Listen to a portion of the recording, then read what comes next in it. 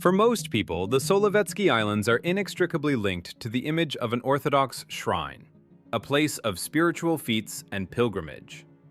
The monastery walls, rising above the harsh waters, are perceived as a monument to human perseverance and faith.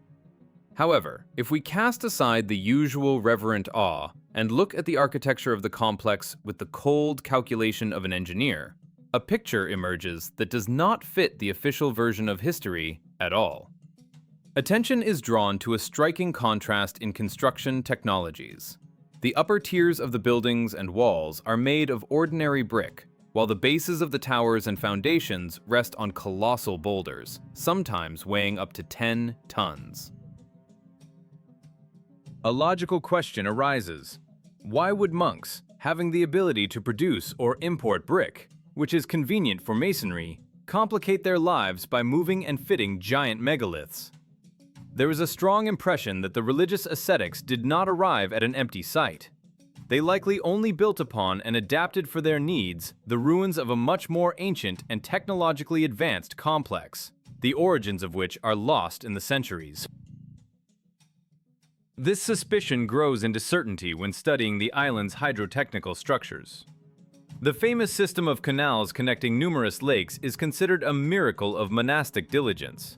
But the most interesting part is hidden from view under the water. The canals are not simply dug into the ground.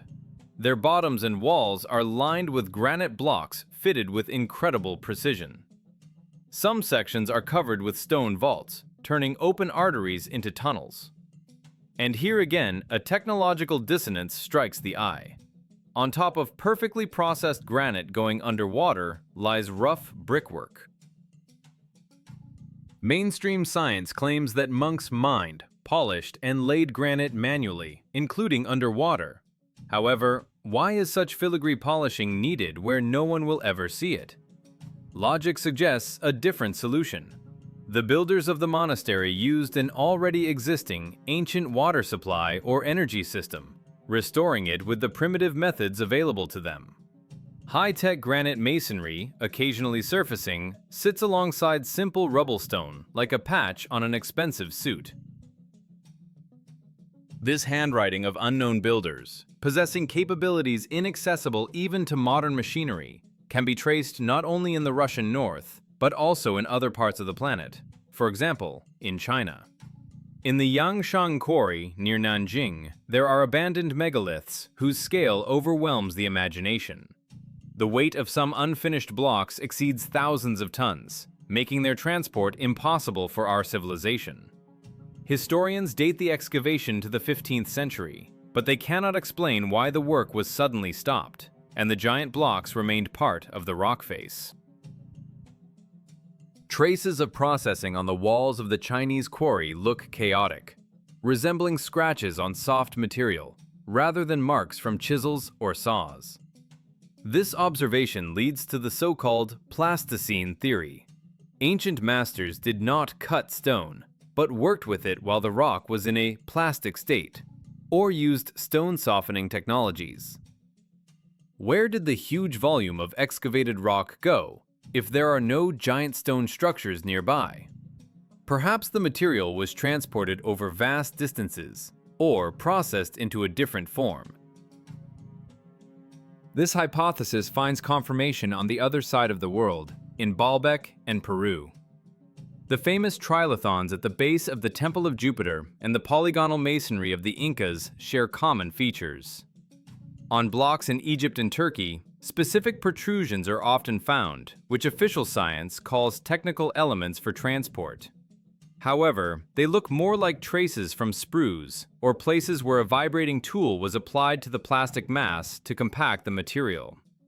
The technology of geopolymer concrete, or rock softening, explains the absence of seams and the perfect mating of multi-ton blocks, which is impossible to achieve by simple hewing. A single building tradition, which once encompassed the whole world, was interrupted by a global cataclysm. Vivid evidence of this is Easter Island, or Rapa Nui. The famous idols, the moai, are buried in the ground to a significant depth not on purpose. This is the result of centuries-old layering of sedimentary rocks or a powerful mudflow. Complex ornaments hidden from view for centuries are found on the statues underground. Moreover, megalithic platforms have been preserved on the island, the masonry of which is identical to Peruvian masonry, which speaks of a direct connection between these remote regions. Traces of destruction are also visible in the Mediterranean. On the small island of Arwad off the coast of Syria, the remains of a Cyclopean wall have been preserved. It is impossible to deliver such blocks by sea, which means the wall was built when the world ocean level was different, or technologies allowed moving colossal weights through the air. Locals have used this wall as a quarry for centuries, sawing ancient megaliths into pieces for their houses. But the base of the structure still stands, resisting time and the elements. Sometimes the remains of ancient structures take forms that we mistakenly attribute to the whims of nature. So-called balancing stones and rock outliers scattered around the world cause bewilderment. Multi-ton boulders resting on tiny points of support contradict the laws of physics and common sense. Geologists claim that this is the result of erosion lasting millions of years. But can erosion create such an unstable structure that nevertheless survives earthquakes and hurricanes? There is a probability that we are looking at the ruins of artificial structures, the frame of which collapsed long ago, leaving only these strange elements, as if frozen in balance. If we return to the Solovetsky archipelago and try to comprehend its significance through the prism of ancient texts and images, the picture becomes even more intriguing. In biblical stories and iconography, images are often found that, when read today, resemble technical devices. Angels can be interpreted as pilots or messengers descending from the heavens, and the glory of the Lord as a description of the operation of powerful engines or power plants. In this context, Solovki may not just be a monastery, but an ancient outpost, a kind of technical terminal or navigation station, similar to Mount Sinai. A place from which management of certain processes was carried out in the territory we know as Hyperborea. This can explain the strange interest in the archipelago by foreign powers in the past. For example, the attack of the English fleet on the monastery. Perhaps the goal was not a religious shrine, but control over an access point to ancient communications or technologies hidden in the depths of the island. Today, these megaliths are silent, but their very presence serves as a silent reminder of a civilization whose power we are only beginning to realize. If you look closely at the hydraulic engineering of the Solovetsky archipelago, casting aside accepted dogmas, a picture opens up before the researcher that causes real engineering bewilderment. Mainstream history states that all the buildings here were erected by the monastic brotherhood during the heyday of the monastery. However, it is precisely the details hidden from the casual glance of the tourist, and often completely underwater, that completely destroy this coherent version. We are talking about a grandiose system of canals connecting numerous lakes of the island into a single network. These are not just trenches dug in the ground, but a complex water supply complex, the scale and execution of which make one doubt the capabilities of medieval technologies. There are about 90 canals that take water from the Holy Lake and distribute it throughout the monastery system. The width of these man-made arteries varies from 2 to 15 meters. But the most striking thing is discovered when the water level drops, or when one manages to look into the depths. The walls and bottom of many canals are lined with massive granite blocks. And here arises the main question that baffles anyone familiar with stone processing. Why achieve perfect geometry and surface polishing for objects that, by definition, must be underwater, in silt and darkness? Official archaeology suggests we believe that monks, armed only with chisels and prayer, mined granite, one of the hardest rocks, then processed it to the state of smooth rectangular blocks, polished the edges, and laid these multi-ton structures on the bottom. From the point of view of rationality and labor costs, this action looks absolutely meaningless. Why spend years on the aesthetic processing of a foundation that no one will ever see? In construction, especially in the harsh conditions of the North, the principle of expediency always reigns supreme.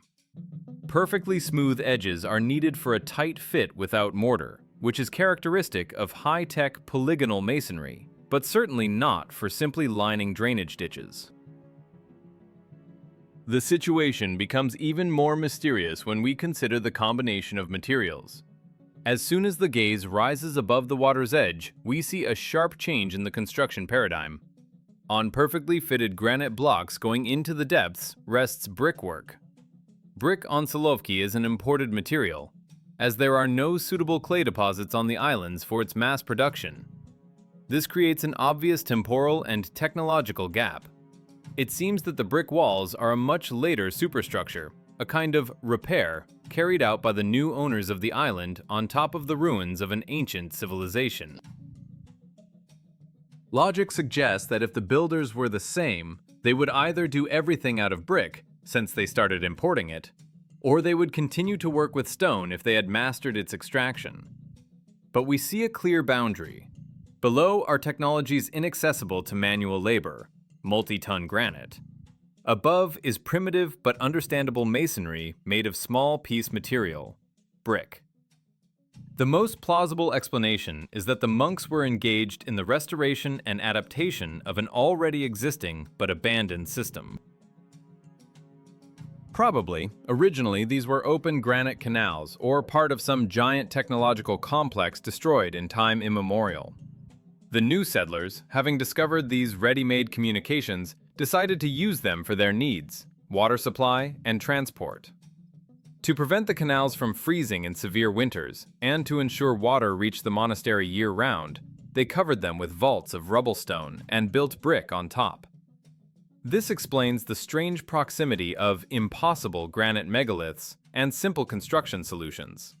The monks were not megalith builders, but talented restorers, who were able to breathe a second life into a heritage whose true purpose was perhaps unclear even to them. In addition, such high-tech masonry is found on the island not only in canals.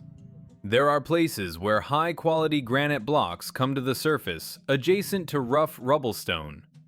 It looks like a patch on a spaceship made of improvised materials.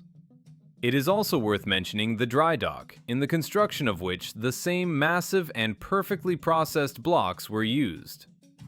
Where were they brought from if there are no traces of large-scale quarries on the island, capable of providing such a volume of excavated rock?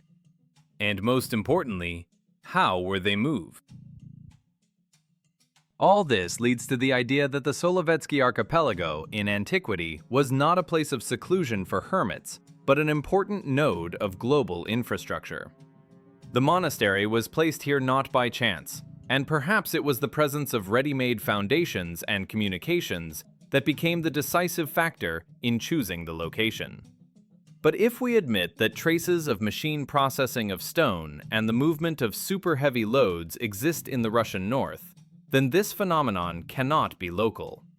A single civilization possessing such capabilities must have left its imprints all over the world. And indeed, such anomalies, where official history cracks at the seams under the weight of facts, are scattered all over the planet. To verify this and see even more large-scale evidence of work with stone that contradicts our ideas about the past, we will have to move thousands of kilometers to the east, to China, where riddles frozen in stone amaze the imagination with their gigantism. If we accept the possibility of technologies in the Russian north that don't fit our usual worldview, it is logical to assume that such a building culture must have left its imprints in other corners of the planet. After all, a civilization capable of easily manipulating granite blocks underwater would hardly be limited to one archipelago. To find confirmation of this global scale, we have to travel thousands of kilometers east to China, where there is an object capable of eclipsing even the Egyptian pyramids with its gigantism. We are talking about the ancient Yang Shan quarry, located near the city of Nanjing. This place is little known to the general public, But it is here that arguably the largest processed stones in the world lie. The dimensions of these monoliths are so colossal that the human mind refuses to perceive them as man-made objects.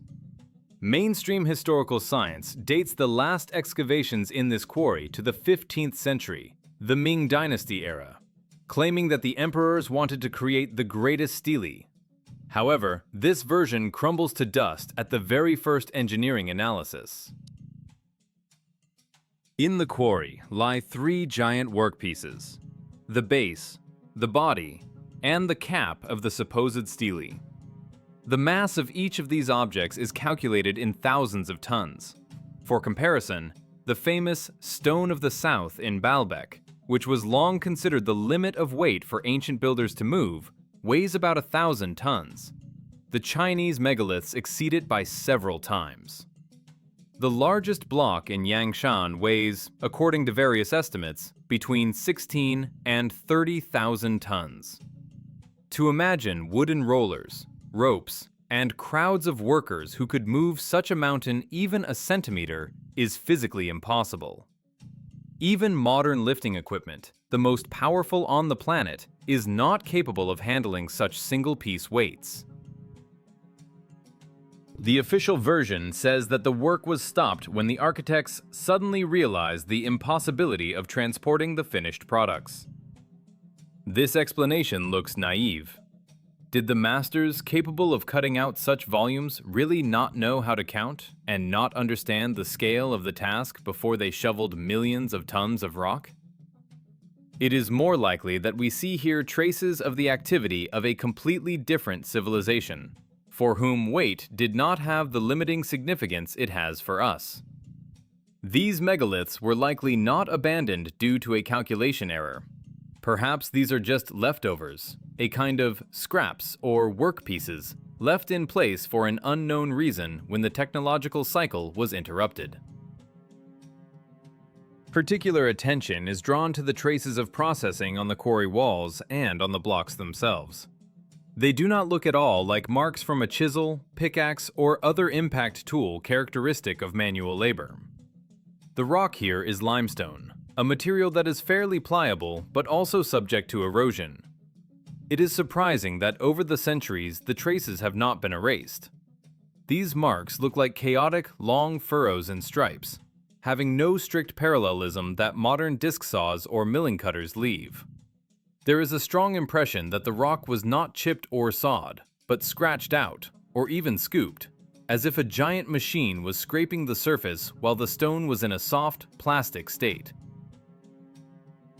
Here we approach one of the most intriguing mysteries of Yang Shan, the problem of missing matter. If you look at the quarry from a height, or estimate the scale of the rock excavation, it becomes obvious that a colossal volume of stone was removed from the mountain. To free these three megaliths, millions of cubic meters of rock around them had to be removed. Where is this material? In the vicinity of Nanjing, there are no giant stone structures into the construction of which this volume could have gone. Mausoleums and walls built in that period require only a tiny fraction of what was mined in the quarry. Mathematics here is ruthless. The volume of the void in the quarry does not match the volume of known buildings. Where did millions of tons of stone go? A logical assumption is that this quarry was not a place for extracting blocks for construction, but a source of raw materials. Perhaps the rock was mined here, processed into some substance, and transported far outside the region. The hypothesis that ancient builders could soften stone or work with it like dry clay or plasticine explains both the strange chaotic traces on the walls — this is what a tool mark looks like passing through a viscous mass — and the absence of mountains of construction debris. If we assume that the stone was plastic at the moment of processing, many inconsistencies disappear. It becomes clear why the builders were not afraid to make a mistake with the size. After all, the excess can always be cut off like butter with a knife, or put into recycling. This version, however fantastic it may seem at first glance, finds confirmation not only in China. Outcrops of so-called geopolymer concrete, or traces of plastic stone processing, are found all over the planet. But official history prefers to remain silent about this fact, as it requires a complete revision of ideas about the technological structure of the past. The mystery of Yang Shan is not just a question of how the Chinese wanted to build a large stele. It is evidence of a global technological process, traces of which were either destroyed by time or hidden under layers of later cultures. And if we accept the idea of plasticine stone, then our gaze must inevitably turn to other great structures of antiquity, the creation of which baffles researchers precisely with the incredible quality of joining and surface processing. After all, what we saw in China, chaotic traces of scooping, in other places could have transformed into technology of perfect casting and molding, allowing the creation of masterpieces that we still consider the pinnacle of manual stone-cutting art. This thread leads us further, from the rough quarries of the East to the polished walls of ancient temples and the mysterious masonry of South America. The hypothesis of stone plasticity, which manifests itself so vividly in the Chinese quarry of Yang Shan, forces us to look at the most famous megalithic structures of antiquity in a completely different way. If we assume that ancient architects did not cut multi-ton blocks from rock, but cast or molded them just as we work with concrete or ceramics today, then many unsolvable mysteries of history instantly find a rational explanation.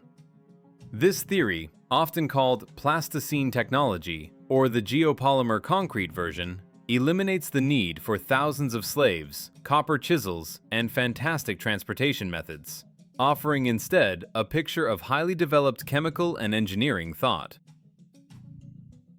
One of the most illustrative examples is in Baalbek, Lebanon.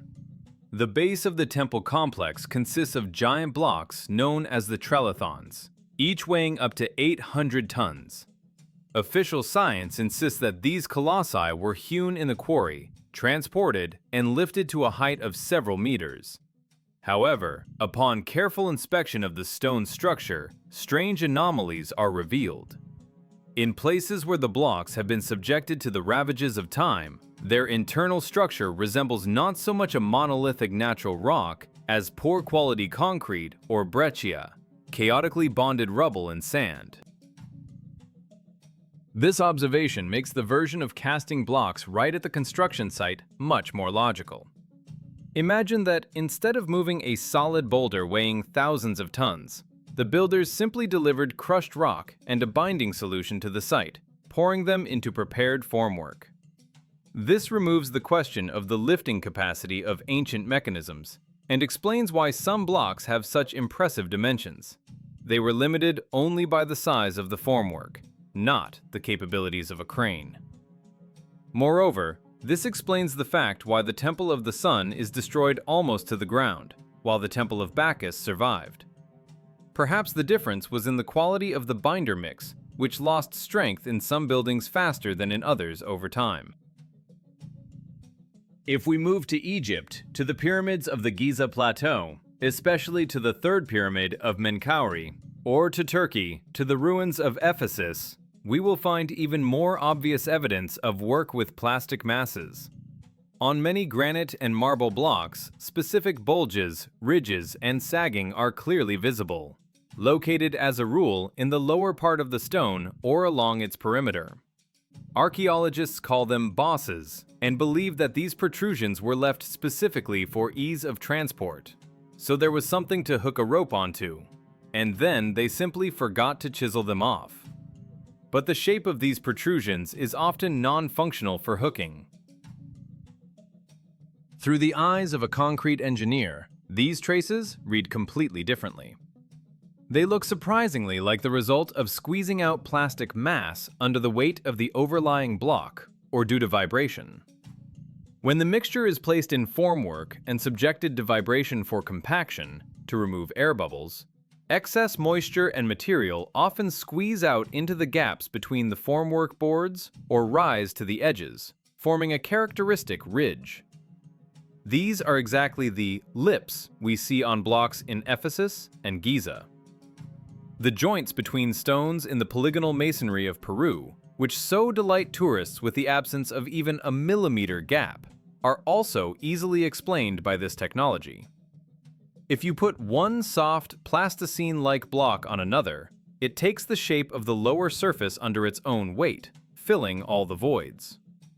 The seam disappears not because it was polished for years, but because the materials diffused into each other. Such an approach requires deep knowledge in the field of geochemistry. We are talking about the creation of geopolymer concrete, artificial stone, which in its chemical composition is practically indistinguishable from natural limestone or granite, but is created at ordinary temperatures. This is not the primitive labor of millions of slaves pulling ropes under the blows of whips, but the labor of skilled technologists knowing the recipes of mixtures capable of hardening into a monolith that will stand for millennia. We see traces of formwork, traces of pressing tools into soft stone, and even imprints of fabrics or mats on some blocks, which would be impossible on hard rock. The denial of this technology by official science is understandable. Acknowledging the existence of geopolymers in deep antiquity requires a revision of the entire chronology of human development. This means that in the past there was a civilization possessing a level of knowledge comparable to or even exceeding ours in the field of materials science. But if these technologies were so widespread, from the Middle East to South America, this speaks of the global nature of that ancient culture. They built according to unified standards, using similar methods on different continents. However, looking at these majestic ruins, we cannot ignore the fact that many of these projects remained unfinished, and the civilizations themselves disappeared, leaving us only stone riddles. Walls are left unfinished, giant blocks were never laid in the walls, and cities became empty. This suggests that the golden age of Plasticine technologies was suddenly interrupted. Something global and destructive put an end to this construction boom, severing ties between continents and plunging humanity into the Dark Ages, where the secrets of geochemistry were forgotten, and people again took up primitive chisels, trying to imitate the gods.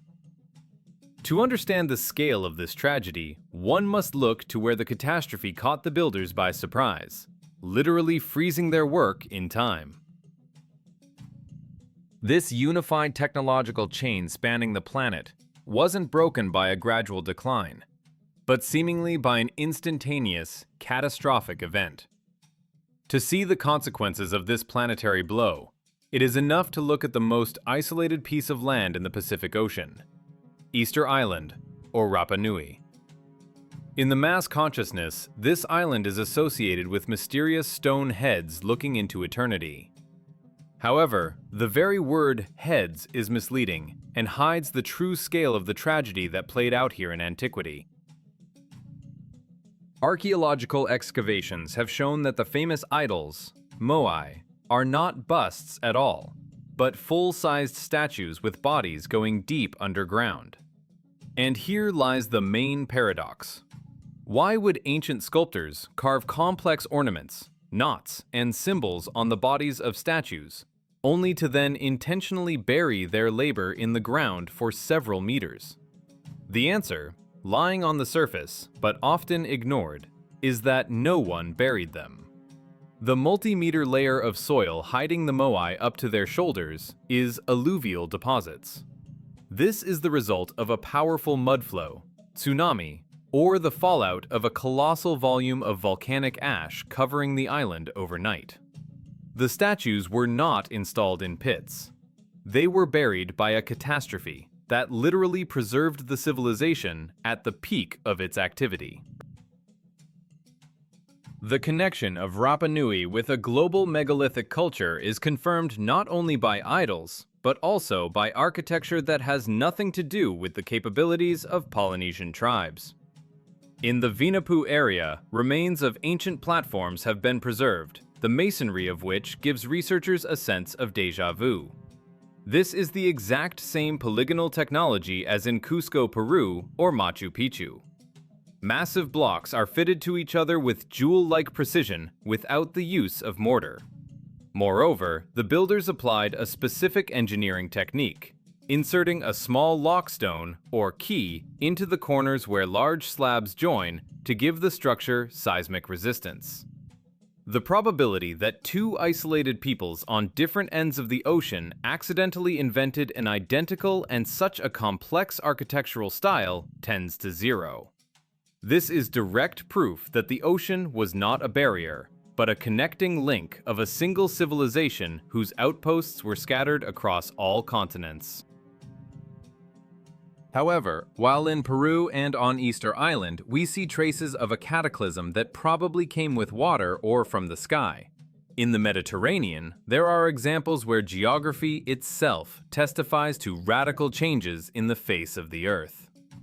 Off the coast of Syria, just 3 kilometers from the city of Tartus, lies the tiny island of Arwad. Today, it is densely populated, but at its base lie the ruins of cyclopean walls made of giant megaliths. Some blocks reach such sizes that transporting them to the island from the mainland, even on modern barges, would present a complex logistical task. The question arises: how did ancient builders deliver these thousands of tons of stone across the strait? And, more importantly, why build such powerful fortifications on a tiny piece of land in the middle of the sea? The most logical explanation, which, however, requires a revision of geological chronology, is that at the time of construction, the sea level was significantly lower. Perhaps Arwad was part of the mainland, or the water level allowed moving loads by land. The wall we see now is only the pitiful remains of former greatness. Where did the rest of the blocks go? Historians love to write off destruction to wars and conquerors. But it is difficult to imagine an army that, instead of looting, would spend months loosening and throwing multi-ton boulders into the sea that have no material value. Destruction of this scale is characteristic of natural forces of incredible power. Earthquakes accompanied by giant waves. A tsunami is capable of scattering megaliths like children's blocks, washing away entire cities. Probably, this is the fate that befell Arwad, and the locals over the following centuries only used the ruins as a quarry, sawing the surviving giants into smaller parts to build their homes. A frightening but coherent picture emerges. There once existed a developed system that built monumental structures from Syria to the Pacific Ocean. Then a global malfunction occurred. A shift of tectonic plates, eruptions, a flood, which wiped this infrastructure from the face of the Earth. The survivors on the ruins, having lost technology, began to deify the remains of former greatness, inventing legends about gods and heroes. But nature, destroying the man-made, sometimes creates its own illusions, or, conversely, masks as natural formations what was once part of a great design. Looking at whimsical cliffs and balancing stones scattered around the world, we often mistake for the play of wind and water what may actually be the skeleton of ancient, incredibly stable structures. Among the many natural and man-made mysteries of our planet, there is a phenomenon that causes a sense of deep cognitive dissonance in the observer. We are talking about the so-called balancing stones and sides, giant multi-ton boulders resting on incredibly small points of support. These stone colossi, as if mocking the law of universal gravitation, are frozen in a shaky balance that seems likely to be disturbed by even a gust of wind. Looking at a stone the size of a house, touching a base no larger than a human palm, it is difficult to get rid of the thought that before us is not just a geological oddity, but the result of someone's conscious activity or game. Official geology offers us a quite prosaic explanation. This is the result of selective erosion. According to this version, wind, water, and temperature changes ground down softer layers of rock over millions of years, leaving only a hard core. As a result, bizarre shapes formed, resembling mushrooms or inverted pyramids. However, this theory, for all its academic coherence, faces serious problems as soon as we begin to apply the laws of physics and statistics to it. The main argument against million-year erosion is the seismic and climatic history of the Earth. Our planet is a geologically active body. Earthquakes of various magnitudes occur regularly. If we assume that such an unstable structure as a multi-ton stone on a thin leg formed over millions of years, the probability that it would have survived all tectonic shifts during this period tends to zero. Such a system has an extremely high center of gravity and a minimal support area. Any serious tremor should have toppled it. The fact that they stand leads to two possible conclusions. Either they formed quite recently, not millions but hundreds or thousands of years ago, or they are artificially balanced, taking into account complex physical calculations that we do not yet understand. Sometimes these compositions look so unnatural that they resemble a children's game of blocks, only on the scale of giants.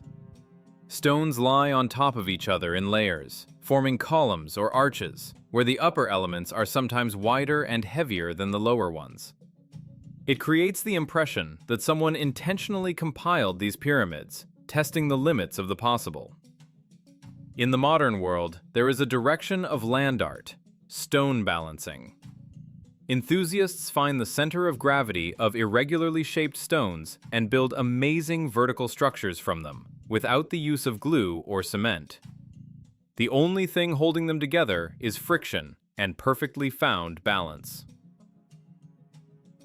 If we scale this art, ancient megaliths could well be the result of the creativity of beings or mechanisms possessing strength incommensurate with human strength. What is an unliftable rock for us could have been just a pebble for an exercise in concentration for them. In some cases, for example, in the Ergaki Park, the hanging stone looks as if it was carefully placed on the edge of the abyss, and it holds there despite everything. It does not look like the chaotic work of wind-hewing rock from all sides. It looks like precise placement. There is another, more pragmatic version. These outliers may not be whims of nature or art objects of ancient giants, but ruins of functional structures. Imagine a building or technical structure built from a combination of materials of different strengths. Over millennia, the binding mortar, metal, or softer stone collapsed and weathered, while the ultra-strong frame elements remained standing. What we see today as a mushroom on a thin leg could have been part of a column or support where erosion ate the cladding but did not touch the core. This explains their strange stability.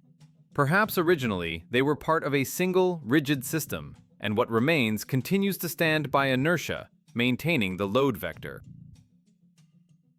However, even if we accept the version of artificial origin, the scale of these objects baffles us. Who could manipulate such masses? Who possessed the technology to place boulders weighing hundreds of tons with jewel-like precision, finding ideal points of equilibrium? For modern man, these questions remain unanswered as long as he thinks within the framework of the usual historical paradigm. We are used to thinking that before us, there was no one who surpassed us in technical development or physical capabilities. But perhaps the answers lie not in geological sections, but in those sources that we are accustomed to considering mythology. Ancient texts, legends, and sacred scriptures are full of references to beings of gigantic stature, sons of God, and giants who lived on Earth in time immemorial. We often write off these descriptions as allegories or the fantasy of ancient authors. But what if we simply forgot how to read these texts literally? What if behind religious metaphors lies a dry chronicle of real events, and a description of beings for whom building with megaliths was as routine as assembling a panel house is for us? To get closer to the solution, we need to cast aside skepticism and look at ancient manuscripts not as fairy tales, but as encrypted logbooks of a forgotten era. If we apply a method of technical analysis to ancient sacred texts and religious iconography, casting aside mystical awe and dogmas of faith, a completely different, pragmatic picture of the past opens up before us. What has been interpreted for millennia as miracles and divine manifestations, upon literal reading, strikingly resembles descriptions of the operation of complex mechanisms and aircraft. In this coordinate system, biblical stories cease to be fairy tales and turn into chronicles of paleocontact or the activity of a highly developed civilization. Look at the classical hierarchy of heavenly forces from this angle. The Lord, in Old Testament descriptions, often appears not as an abstract spirit, but as a quite concrete master giving clear orders, demanding submission, and severely punishing non-compliance with instructions. Behavior characteristic of a military commander or colonial governor. Angels, depicted with wings, in technical interpretation, transform into pilots of individual flying vehicles, or paratroopers descending from the heavens. Their wings are either a piece of equipment or an artistic metaphor for the ability to fly, understandable to an ancient observer. The glory of the Lord, descending to earth in a cloud of smoke and fire with a roar, evokes direct associations with the landing of a spaceship or the launch of a jet engine. In this alternative paradigm, the Solovetsky monastery loses its exclusively cult status and acquires the features of a strategic object. If Mount Sinai was a place of contact and receiving instructions in the Middle East, then Solovki could well have served as a similar outpost in the north. This is not just an abode for prayer, but a technical terminal, a communications base, or a command post managing a vast territory that the ancient Greeks called Hyperborea. Massive megalithic walls, a complex hydraulic system, granite canals, all this is infrastructure for life support and defense of a large autonomous complex, not the whim of ascetic monks. This hypothesis sheds light on some strange historical events that look illogical within the framework of official versions. Recall, for example, the attack of the English squadron on the Solovetsky monastery during the Crimean War. Why would the most powerful fleet of the British Empire waste ammunition and time bombing a remote monastery at the edge of the world that had no military significance? Officially, it was a blockade and destruction of enemy resources. But if we view Solovki as an ancient control point or a repository of technologies of the masters of the earth, then the actions of the British take on a sinister meaning. It was an attempt to seize control. The Anglo-Saxon world, which subsequently became the main beneficiary and guardian of the so-called biblical world order, probably sought to master the key nodes of the ancient network. To seize a point of interaction with structures that once ruled the planet would mean gaining legitimacy and, possibly, access to forgotten knowledge. History shows that the competitive spirit has always been encouraged by the masters, and judging by the geopolitical dominance of the Anglo-Saxons in recent centuries, they succeeded in this race, intercepting the baton of control. Probably, at some historical moment, the Solovetsky complex ceased to perform its original functions. Perhaps this happened when the northern territories became depopulated due to climate change or catastrophes, and the need for active management of this region disappeared.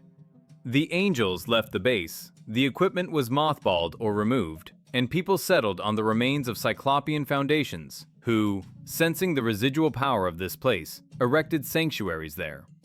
The technological object turned into a sacred one, but its energy did not disappear anywhere.